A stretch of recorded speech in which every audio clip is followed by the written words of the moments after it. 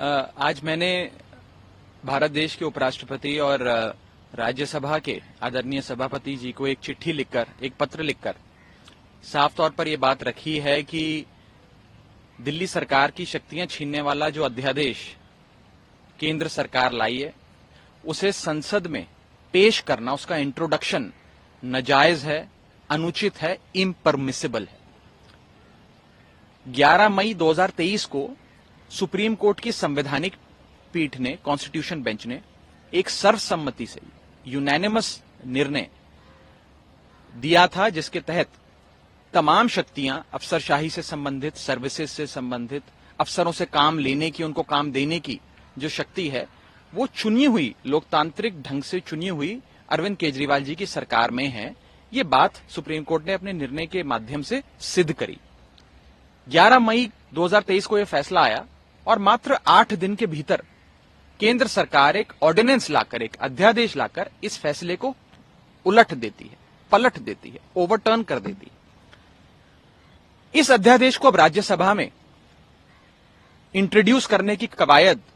केंद्र सरकार द्वारा की जा रही है कि राज्यसभा से और लोकसभा से इस पे मोहर लगवाकर इसे कानून के रूप में तब्दील कर दिया जाए। इसे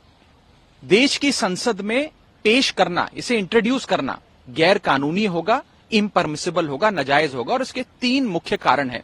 जो आज मैंने एक चिट्ठी के माध्यम से माननीय सभापति महोदय को, चेयरमैन साहब को राज्यसभा के बताए हैं। पहला कारण यह है कि किसी भी सुप्रीम कोर्ट के निर्णय को बदलने के लिए या उसे ओवरटर्न करने के लिए जो आधार है उस सुप्रीम कोर्ट के निर्णय का, उस आधार को बदलना पड़ता है। अगर आप आधार नहीं बदलेंगे और मात्र एक अध्यादेश लाकर सुप्रीम कोर्ट के फैसले को पलटने का प्रयास करेंगे तो वो गैर कानूनी ठहराया जाता है। No law can nullify a supreme court judgment without changing the basis of the supreme court judgment. ये मेरा पहला पॉइंट था, पहला बिंदु। दूसरा कारण कि इस बिल को क्यों नहीं इंट्रोड्यूस करना चाहिए, पेश करना चाहिए, वो ये है कि देश के संविधान के अनुच्छेदों को, आर्टिकल्स को प्रभाव देने के लिए या उसे पूरा करने के लिए, सप्लीमेंट करने के लिए या इफेक्ट देने के लिए ही कानून बनाए जाते हैं।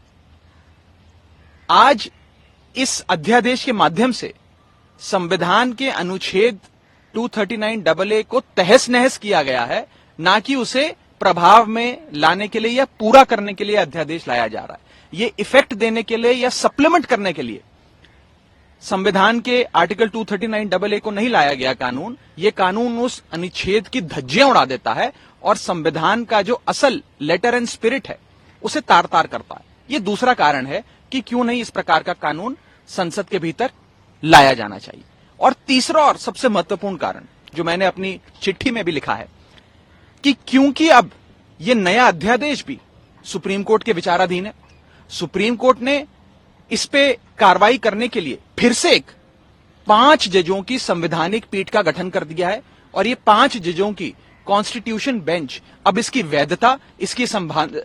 संवैधानिक है कि नहीं है, इस पर गहन चर्चा कर बहस कर अपना निर्णय देगी। तो जब ये मसला जब तक सुप्रीम कोर्ट के विचाराधीन है, सब जुडिस है, तब तक उसे संसद में नहीं पेश करना चाहिए और उस पर किसी प्रकार की बहस या वोटिंग नहीं होनी चाहिए। ये जो पूरा लेजिस्लेटिव एक्सरसाइज करने का प्रयास, एक विधेयी कार्रवाई करने का प्रयास केंद्र सरकार कर रही है, ये पार्लियामेंट के, राज्यसभा के अधिकार क्षेत्र के बाहर है, अधिकार क्षेत्र में नहीं आता, क्योंकि ये कानून ही पूरे तरीके से गैर कानूनी और असंवैधानिक है। ये 3 कारण बताते हुए मैंने चेयरमैन साहब से